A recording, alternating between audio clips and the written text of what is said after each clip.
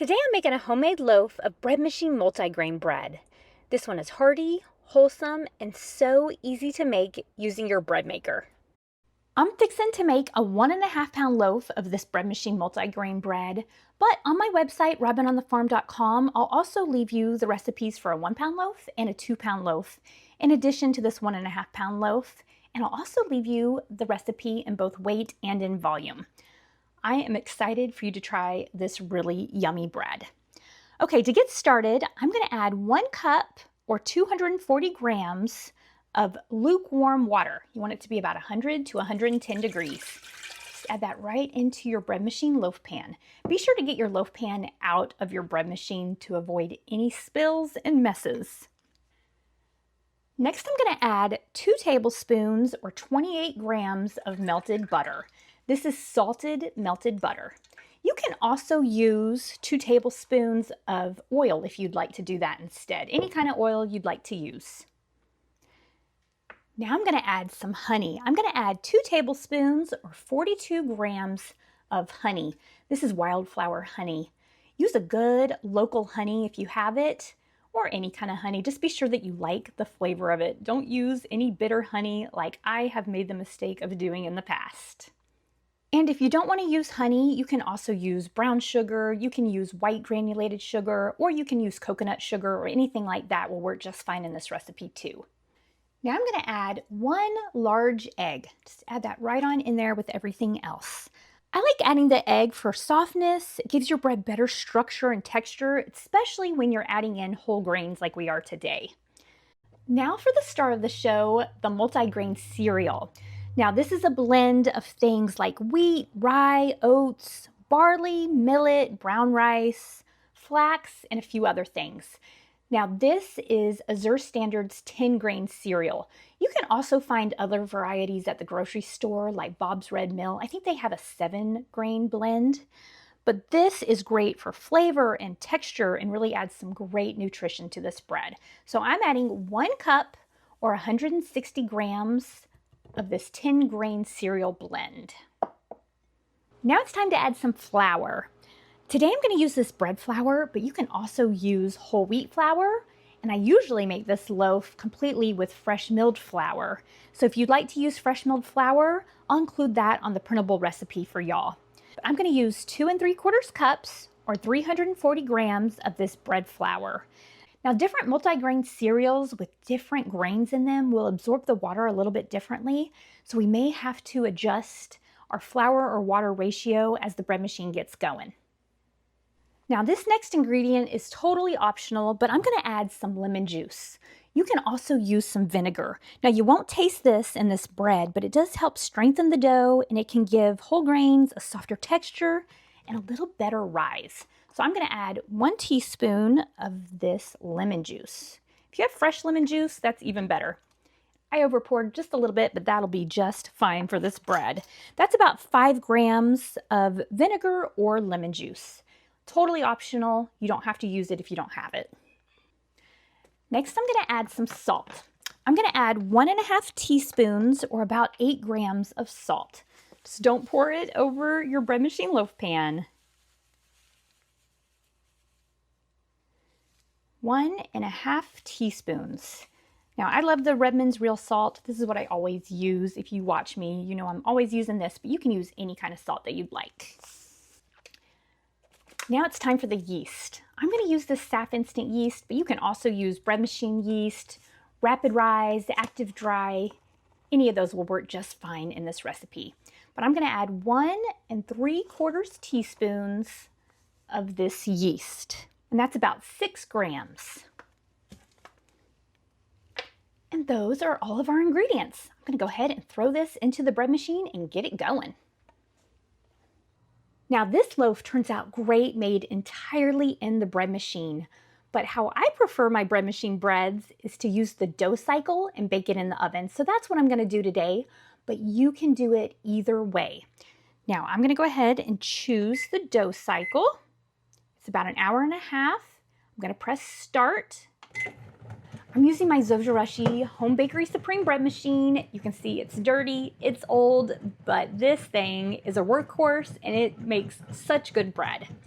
So now that I've started my bread machine, I'm gonna give this dough about 5 minutes to mix and knead, and then I'm gonna check on my ball of dough. If it's a little too wet, I'm gonna add a little bit more flour. If it's a little bit too dry, I can add some water, but I'll show it to you then. It's been about 5 minutes and I'm just checking on my ball of dough. Now you can see that mine is sticking to the bottom of the bread machine loaf pan, and that means that it is too wet. So I'm gonna add about another 1/4 cup or about 30 grams more of flour. Just gonna add that right on in there. I'm gonna let the bread machine mix it up, and hopefully my dough is gonna look a lot better in a few minutes. I've given my bread machine a few more minutes to mix up the dough since adding that extra flour, and this is looking a lot better. You can see it's not sticking to the sides or to the bottom anymore. You want to touch your dough. You don't want it to stick to your fingers. That would mean that it's too wet. You want it to be tacky. You definitely don't want it to feel dry, especially since adding these whole grains to this bread. So now that I've checked on my dough, I feel like it looks perfect. It doesn't look too wet, it doesn't look too dry. Now I'm gonna go ahead and shut the lid of my bread machine, and in about an hour and a half, it's gonna be time to shape this loaf. The dough cycle is complete, and look at this beautifully risen dough for our multigrain bread. Time to get this shaped. All right, I'm gonna turn this dough out from the bread machine loaf pan. Oh, this looks so good. Look at all of those grains in this dough. This looks great. Okay, I'm gonna just really quickly press it out, shape this into a loaf, and get it into the loaf pan. Now, I'm using one of my 8.5 by 4.5 inch size loaf pans today. I'm just gonna roll this up, pinch the seams together, pinch the ends together, pat it out just a little bit, try to get it nice and uniform in size. And there we go. Now I have oiled up my cast iron loaf pan. I put a couple teaspoons of olive oil in it so that it won't stick at all. Just put my dough right in there, and I'm gonna let this rise on the countertop. It'll probably be about 20 to 30 minutes just because it's a little bit warm in my home, but I'm just looking for it to peek up over the edge of the loaf pan. And I'll show you exactly what this should look like when it's time to throw it into the oven. My dough has been rising for 20 minutes in the loaf pan, and it looks like it's ready to go into the oven already. I just decided that I'm gonna do an egg wash and put some oats on top of this. For this egg wash, I'm just gonna take 1 egg, I'm gonna whisk it together. Sometimes I'll add a little bit of milk or cream or a teaspoon of water. Today, I'm just gonna use the egg, just to keep it simple. Now you can use some milk or cream and just do a quick wash with that, but I'm gonna add some oats on top too, and this really helps act like glue that'll help keep those oats on top. So if you wanna add any seeds or anything like that, then the egg wash will really help. I'm just gonna brush this on top.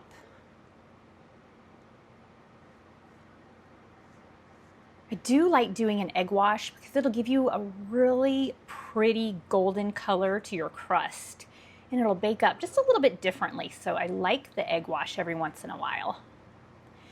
When you're brushing it onto your dough, be sure that you're really gentle. You don't want to press down on your dough and make it deflate after it's risen. Now that I have the egg wash on there, I'm going to take some oats, and this is just to make it pretty. It's just fun. Totally optional, of course. You could use some sesame seeds, some sunflower seeds, some poppy seeds would be fun, but I like this. But this egg wash is really going to keep those on there a little bit. Okay, now this is ready to go into the oven. I have my oven preheated to 350 degrees, and I'm going to let this bake for about 35 minutes. And I'll show it to you when it comes out. Look at this gorgeous loaf of multigrain bread. That egg wash and the oats really add to it, and this one baked up really nicely. I let this bake at 350 degrees for 35 minutes. I just turned it out from the loaf pan, and I normally brush my loaves with butter as soon as I get them out of the loaf pan, but since we did the egg wash, I'm not going to do that for this one. I'm going to cover this, let it cool, and then we'll slice into it. This is our Sunflowers in Bloom beeswax bread bag.